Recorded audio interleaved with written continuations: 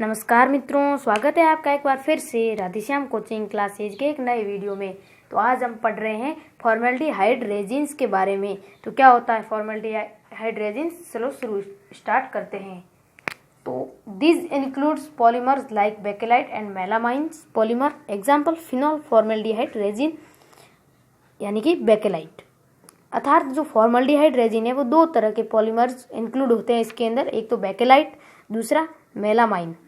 तो इसका एग्जाम्पल क्या है? फिनॉल फॉर्मेल्डिहाइड रेजिन, जिसको हम बेकेलाइट बोलते हैं। तो अभी हम बेकेलाइट का निर्माण सीखते हैं। चलो स्टार्ट करते हैं।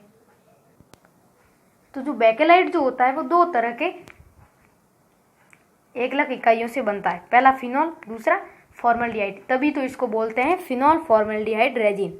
ठीक है, जिसको हम बेकेलाइट बोलते हैं साधारणतः। तो अब ये कैसे बनता है, चलो देखते हैं। तो देखो, तो ये फिनॉल जो है उसके हमने स्ट्रक्चर बनाई यहाँ पर। और जो फिनॉल का ये वाला जो बॉन्ड था, यहाँ का जो डबल बॉन्ड था, उसको हमने इधर की ओर शिफ्ट किया। तो यहाँ माइनस आ गया, यहाँ प्लस आ गया। जब यहाँ पर डबल बॉन्ड था तो यहाँ पर एक कार्बन था, उसके साथ एक हाइड्रोजन भी था। यहाँ पर मैं वापस बता देता हूँ, ऐसे हाइड्रोजन भी था एक। तो वो हाइड्रोजन यहाँ पड़ा है और यहाँ शिफ्ट किया बॉन्ड, तो यहाँ माइनस आया और यहाँ प्लस आ गया। क्योंकि बॉन्ड जिस साइड शिफ्ट होता है उस साइड माइनस आता है और दूसरी साइड प्लस का सिंबल आता है। उसके बाद देखो अपने पास है HCHO यानी कि फॉर्मेल्डिहाइड। तो चलो अब फॉर्मेल्डिहाइड को क्या करते हैं, लिख देते हैं। फॉर्मेल्डिहाइड को लिख देते हैं प्लस में HC⋯OH, इस प्रकार लिखते हैं फॉर्मेल्डिहाइड को। तो हमने फॉर्मेल्डिहाइड को लिख लिया। अब देखो क्या होगा, जो फॉर्मेल्डिहाइड है उसमें देखो यहाँ पर जो ऑक्सीजन है और यहाँ कार्बन है, तो इसका जो ये डबल बॉन्ड है वो हम क्या कर देते हैं, शिफ्ट कर देते हैं। किस साइड? इस साइड। तो यहाँ आ जाएगा माइनस, यहाँ आ जाएगा प्लस, क्योंकि ऑक्सीजन जो है वो उसकी जो विद्युत ऋणता है वो ज़्यादा है, जिसके कारण इसके ऊपर माइनस आएगा और कार्बन के ऊपर प्लस आ जाएगा। तो उसके बाद देखो यहाँ प्लस आ गया, ठीक है। उसके बाद आप देख सकते हो ये जो माइनस है ऑक्सीजन के ऊपर वो इस हाइड्रोजन को ले लेगा, ठीक है। जो ये हाइड्रोजन दिख रहा है आपको, वो ऑक्सीजन ये माइनस है वो ग्रहण कर लेगा, यानी कि जो ये H है वो यहाँ से प्लस के रूप में निकल जाएगा। इसका मतलब जो ये हाइड्रोजन दिख रहा है आपको वो यहाँ से निकलकर ऑक्सीजन के साथ बाइंड हो जाएगा, ठीक है, इस ऑक्सीजन के साथ। ओके, तो जब यहाँ से हाइड्रोजन निकल जाएगा तो क्या होगा, तो हाइड्रोजन निकलने के बाद क्या हो जाएगा, यहाँ पर इस ऑक्सीजन के साथ ये हाइड्रोजन बॉन्ड हुआ, तो यहाँ पर जो माइनस है तो ये जो प्लस वाली प्रजाति है वो यहाँ माइनस पे अटैक करेगी। क्योंकि प्लस है जब होता है तो वो क्या होती है, इलेक्ट्रोफाइल की तरह व्यवहार करती है, और जो इलेक्ट्रोफाइल होता है वो माइनस पे अटैक मारता है, ठीक है। तो ये यहाँ पर लग जाएगा, चिपक जाएगा। अब यहाँ पर कुल मिला के जो आकृति बनेगी वो क्या बनेगी देख लेते हैं।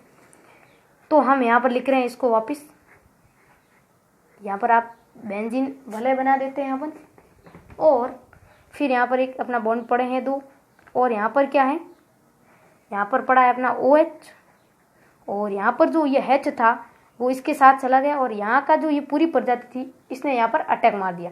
तो यानी कि यहाँ पर किसने अटैक मारा है, कुल मिला के यहाँ पर कौन आ जाएगा, ये वाला C पड़ा है। फिर देखो दो हाइड्रोजन है तो मैं इसको लिख सकता हूँ H2, फिर यहाँ पर एक O था और एक ये H इसके साथ बाउंड हो गया ना, अभी OH बन गया, यहाँ पर H इसके साथ बाउंड है, तो यहाँ पर OH दोनों साथ में हो जाएंगे। थोड़ा मार्कर कम चल रहा है, OH, ठीक है। तो इसका मतलब कुल मिला के ये बन गया अपना, ठीक है। तो ये प्रजाति बन गई। अब हम आगे की प्रोसेस है वो करते हैं। तो इसके अंदर कुछ मध्यवर्ती यानी इंटरमीडिएट भी बनते हैं, वो भी मैं यहाँ बना देता हूँ कौन कौन से होते हैं। तो एक जो बनता है अपना, ठीक है, और यहाँ पर अपन लगा लेते हैं OH, और यहाँ है CH2OH, और यहाँ पर एक हाइड्रोजन है। फिर प्लस में सेम बनाना है, और यहाँ पर अपन को CH2OH लगाना है, और यहाँ पर तो OH है और यहाँ पर हाइड्रोजन। तो ये जो होते हैं वो होते हैं मध्यवर्ती, ठीक है। और ये होते क्या है, ortho and para hydroxy methyl phenol. Ortho देखो यहाँ पर ये ऑर्थो पे लगा हुआ और यहाँ पर ये पैरा पे लगा हुआ, इसलिए ortho and para hydroxy methyl phenol मध्यवर्ती के रूप में होते हैं। फिर हम आगे का प्रोसेस है वो करते हैं। आगे के प्रोसेस में क्या होगा, यहाँ से हम स्टार्ट होता है, जब हम N अणु लेते हैं, N मॉलिक्यूल्स लेते हैं CH2OH के, जिसके यहाँ पर OH लगा हुआ है, तो जब इसका हम पॉलीमराइजेशन करते हैं पॉलीमराइजेशन करते हैं तो इसके NH2O है वो निकल जाते हैं। अब कैसे निकलते हैं वो इम्पोर्टेंट है, अब वही हम देखेंगे। ठीक है, तो देखो मैं यहाँ पर समझाऊंगा आपको। ठीक है, यही समझ लेते हैं थोड़ा सा। ठीक है, तो क्या होगा जब दो आएंगे ऐसे के ऐसे, N अणु है मतलब कि कितने भी आपस में हो सकते हैं, तो यहाँ पर हम OH लिख लेते हैं। ठीक है, और यहाँ पर है अपना CH2OH। ठीक है, तो ऐसा का ऐसा एक और मॉलिक्यूल्स लेंगे क्योंकि N मॉलिक्यूल्स हैं यानी कि बहुत सारे हैं, इसके भी CH2OH हो गया और यहाँ पर एक हाइड्रोजन तो होगा ही। तो अब क्या होगा, जो CH2OH के पास का जो ये वाला हाइड्रोजन है, ये हाइड्रोजन और ये OH क्या करेंगे, वाटर निकालेंगे। NH2 यानी बहुत सारे जल के अणु बाहर निकल जाएंगे। तो क्या होगा, तो कुछ प्रकार संरचना है वो किस प्रकार बनेगी। अब जो संरचना है वो इस प्रकार बनेगी। ठीक है, आगे देखते हैं। तो यहाँ पर बेंजीन वलय है, बेंजीन रिंग है। ठीक है, यहाँ पर OH है। अब यहाँ पर देखो CH2 और यहाँ से जल निकल गया, तो यानी कि यहाँ पर CH2 है और इसका सीधा सा बॉन्ड बना हुआ है वापस अगली बेंजीन वलय के साथ। यहाँ पर OH है और यहाँ का भी देखो, यहाँ आगे CH2 है और ये भी OH किसी अगले वाले इसके मॉलिक्यूल्स आएगा इसके जैसा, उसके साथ वाटर निकालेगा और यहाँ का हाइड्रोजन भी अगले के साथ वाटर निकालेगा। तो यहाँ पर हम ऐसे ही बना देते हैं। ठीक है, और फिर इसको हम कोष्टक लगा के, इसका भी आगे बॉन्ड होगा तो इसको कोष्टक में बंद करके और यहाँ पर लिख लेते हैं N। तो ये है अपना बन गया है। इसको हम बोलते क्या है, इसको बोलते हैं NOVALAC, नोवेलक। ठीक है, नोवेलक बोलते हैं। तो अभी तक अपना बेकेलाइट नहीं बना है, ये अभी तक नोवेलक बना है। अब बेकेलाइट कैसे बनेगा, बेकेलाइट वापिस कैसे बनेगा, आपको वापिस इसके अंदर हम क्या करेंगे, फॉर्मेल्डिहाइड डालेंगे। क्या डालेंगे, फॉर्मेल्डिहाइड।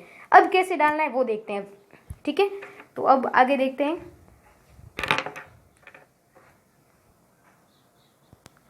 अब क्या होगा, इसके जैसे जैसे कि बहुत सारे अणु आएंगे इसके। ठीक है, ढेरों सारे अणु आएंगे बहुत सारे, तो क्या होगा, यहाँ OH है, यहाँ CH2 है, यहाँ वापस सेम रिंग है, यहाँ OH लगा हुआ है और यहाँ पर वापस CH2 है और यहाँ पर सेम रिंग है और यहाँ पर OH लगा हुआ है और सेम यहाँ CH2 है और आगे से आगे ऐसे चलते रहेंगे। ठीक है, तो अब क्या होगा, इनके यहाँ पर भी सबके हाइड्रोजन तो हो गई। ठीक है, अब सबके हाइड्रोजन तो हैं यहाँ पर। तो अब क्या होगा कि एक नीचे एक और इनके जैसे मॉलिक्यूल्स आएंगे। ठीक है, तो उनका क्या होगा, यहाँ हाइड्रोजन है, यहाँ OH है। ठीक है, और यहाँ पर क्या है, मतलब कि ये ऐसे हैं। ठीक है ना, CH2। अब क्या होगा, वापस सेम कहानी। ठीक है, थोड़ा तिरछा बन गया, कोई नहीं, चलता है। ठीक है, यहाँ पर OH है, वापस CH2 है और यहाँ पर ये जुड़ा हुआ है और यहाँ पर OH है। ठीक है, और यहाँ पर हाइड्रोजन है और आगे ऐसे के ऐसे CH2 जुड़े हुए हैं और इधर भी आगे CH2 वगैरह H वगैरह जुड़े हुए हैं। ठीक है, तो अब क्या होगा, यहाँ पर बीच में हम लाएंगे फॉर्मेल्डिहाइड को। बीच में क्या लाना है, फॉर्मेल्डिहाइड। ठीक है, तो फॉर्मेल्डिहाइड क्या होता है, HCHO। तो यहाँ बीच में रखेंगे HCHO, इधर भी HCHO, इधर भी HCHO। ठीक है, रख दिया, कोई प्रॉब्लम नहीं। अब क्या करना है, मेन बात आती है।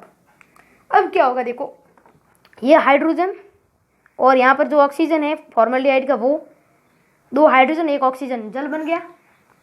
इधर भी सेम कहानी, 2 हाइड्रोजन 1 ऑक्सीजन जल बन गया, 2 हाइड्रोजन 1 ऑक्सीजन जल बन गया। इस प्रकार ये क्या करेंगे, सारे जल बनाएंगे। फिर जल बनाने के बाद इनकी जो स्ट्रक्चर है वो हम देखते हैं। अब क्या होगा, अब इनकी जो स्ट्रक्चर है वो ऐसे बनेगी। ठीक है, अब यहाँ पर बना रहे हैं हम, आराम से देख सकते हो आप। ठीक है, तो यहाँ पर OH है और यहाँ पर बॉन्ड बने हुए हैं आगे और यहाँ पर CH2 है। समझ में आ रहा ना सब, कमेंट करना। CH2 है और यहाँ पर OH लगा हुआ है, आगे CH2 और आगे भी बॉन्ड बनते रहेंगे क्योंकि बहुत सारे अणु होंगे तो बॉन्ड आगे से आगे बनते रहेंगे, उसमें कोई दो राय नहीं है। अब देखो यहाँ पर C पड़ा है एक और 2 हाइड्रोजन यानी CH2, इधर भी एक कार्बन है और 2 हाइड्रोजन CH2 है। तो यहाँ पर हम लिख लेते हैं इसको CH2, इसको भी CH2 और इसको भी CH2। ठीक है, फिर क्या होगा, नीचे तो सेम वलय बनी हुई है। ठीक है, पहले सब वलय बना देते हैं हम। अब फिर क्या है, देखो CH2 जुड़ रखा है सब में, तो इधर भी हम CH2 जोड़ देते हैं। ठीक है, अब फिर देखो नीचे OH जुड़ा हुआ है, तो यहाँ पर OH लगा लेते हैं। बहुत आसान है, ज़्यादा हार्ड नहीं है, ज़्यादा हार्ड है ही नहीं। फिर अपन को क्या कर देना है, इसको कर देना है पैक। ठीक है, यहाँ से फिर यहाँ N लगा लेना। तो जो अपना ये बना है, ठीक है, जो ये वाला बनेगा, वैसे जो इसका पॉलीमर बनता है वो ये होता है नोवलिक। फिर इसका वापस फॉर्मेल्डिहाइड से हम ये बनाते हैं। ठीक है, तो उसके बाद क्या होगा, इसके बाद की जो कहानी है, वैसे यहाँ पर जो ये आप N लिखते हो ना, ये लिखने की जरूरत नहीं है और यहाँ कोष्टक लगाने की भी जरूरत नहीं है, क्योंकि N वाले टर्म्स यहाँ आती है। इसके बाद तो ये क्या होता है, बेकेलाइट क्रॉस लिंकेज ज़्यादा बनाता है और इसको हम बोलते हैं, तो ये होता है अपना बेकेलाइट, समझ में आ गया होगा, बेकेलाइट। और इसको हम और क्या बोल सकते हैं, क्रॉस लिंकेज, क्रॉस लिंकेज या लिंकेड पॉलीमर। ठीक है, क्रॉस लिंकेड पॉलीमर, यानी कि देखो यहाँ पर क्रॉस लिंकेज मतलब कि बहुत सारे 3D के रूप में एकदम होंगे, सारे एक दूसरे के ऊपर परतें होंगी इनकी, इसलिए हम इसको बोलते हैं क्रॉस लिंकेज पॉलीमर। तो समझ गए बेकेलाइट कैसे बनता है, आशा करता हूँ अच्छे से समझ गए होंगे आप। वापस देख लेते हैं एक बार। तो हम यहाँ से शुरू हुए थे, सबसे पहले फिनॉल लिया, फिर यहाँ पर देखो फिनॉल का एक बॉन्ड, ये वाला जो बॉन्ड था ये हमने शिफ्ट करवाया। चलो मैं पीछे से चलाता हूँ, ठीक है, ये शिफ्ट करवाया और फॉर्मेल्डिहाइड साथ में लिया। अब जब ये बॉन्ड शिफ्ट करेंगे तो यहाँ माइनस आएगा, यहाँ प्लस आएगा, और यहाँ का जो एक हाइड्रोजन था वो यहाँ पड़ा है। फिर ऐसा जो फॉर्मेल्डिहाइड है उसकी हमने ये स्ट्रक्चर बनाई, और यहाँ पर फॉर्मेल्डिहाइड का ये वाला जो बॉन्ड था ऑक्सीजन और कार्बन के बीच, उसको हमने शिफ्ट किया, तो यहाँ प्लस आया और यहाँ माइनस आया। ऑक्सीजन पे माइनस क्यों आया, क्योंकि ये अधिक विद्युत ऋणी है। ठीक है, उसके बाद देख सकते हो ये हाइड्रोजन और इस ऑक्सीजन ने आपस में बॉन्डिंग की, यहाँ से ये H+ के रूप में निकला और ऑक्सीजन के साथ बाइंड हो गया, तो यहाँ पर ये OH के रूप में बाइंड है, यहाँ पर नहीं, सॉरी ये तो इसका है। ठीक है, तो ये बाइंड हो गया। अब यहाँ पर जो ये प्लस था, यानी कि ये इलेक्ट्रोफाइल की तरह व्यवहार करेगा, तो ये माइनस पे अटैक मारेगा, यहाँ पर माइनस है तो ये माइनस के साथ जुड़ जाएगा, तो यहाँ पर ये CH2, देखो CH2 दो हाइड्रोजन है और एक CH2 हो गया, और यहाँ पर O था और इसने हाइड्रोजन के साथ बॉन्ड बनाया, OH बन गया, तो CH2 OH हो गया साथ में। अब क्या होगा, मध्यवर्ती बनेंगे ortho and para hydroxy Maithil phenol intermediate होते हैं इनके। फिर क्या होता है, जब N अणु लेते हैं हम इसके, ठीक है, N अणु, इसके क्या लेंगे, N अणु, तो जब N अणु लेंगे हम इसके, तो इसका पॉलीमराइजेशन होगा, तो दो अणु होंगे जैसे इसके हमने, तो यहाँ हाइड्रोजन है, यहाँ OH, ये दोनों आपस में जल निकालेंगे, तो इसकी इस प्रकार से संरचना बनेगी जिसको हम नोवेलिक बोलते हैं। फिर वापस फॉर्मेल्डिहाइड लाएंगे बीच में, तो आपको इस प्रकार से संरचना बनानी और यहाँ से जल निकालने सारे, और फिर कुछ इस प्रकार से इसकी संरचना बनेगी, इसको हम क्या बोलते हैं, बेकेलाइट क्रॉस लिंकेज पॉलीमर। तो आशा करता हूँ बेकेलाइट आपको अच्छे से समझ में आ गया होगा, और इसके आपको नोट्स चाहिए तो PDF में बना दूंगा, क्योंकि मैंने पेज पे लिखे हैं अभी आपको पढ़ाते वक्त। ठीक है, तो आशा करता हूँ समझ में आ गया होगा आपको अच्छे से। तो आज के वीडियो के अंदर हम बेकेलाइट ही पढ़ेंगे, और नेक्स्ट वीडियो के अंदर हम पढ़ेंगे इससे अगला वाला जो कंसेप्ट है वो, फिर हमारा आएगा प्राकृतिक रबर और वल्केनिकृत रबर। फिर इसी प्रकार अपना जो ये लेसन है वो एंड हो जाएगा, और इसके सारे वीडियो आपको हमारे चैनल पर उपलब्ध रहेंगे, और इसके जो पीछे वाले वीडियो हैं वो प्लेलिस्ट में हैं, वहाँ जाके आप देख सकते हो। तो आज का वीडियो कैसा लगा, अच्छा लगा तो लाइक कर देना और चैनल को सब्सक्राइब कर देना, और आगे से आगे शेयर करना मत भूलना। धन्यवाद, मिलते हैं नेक्स्ट वीडियो में।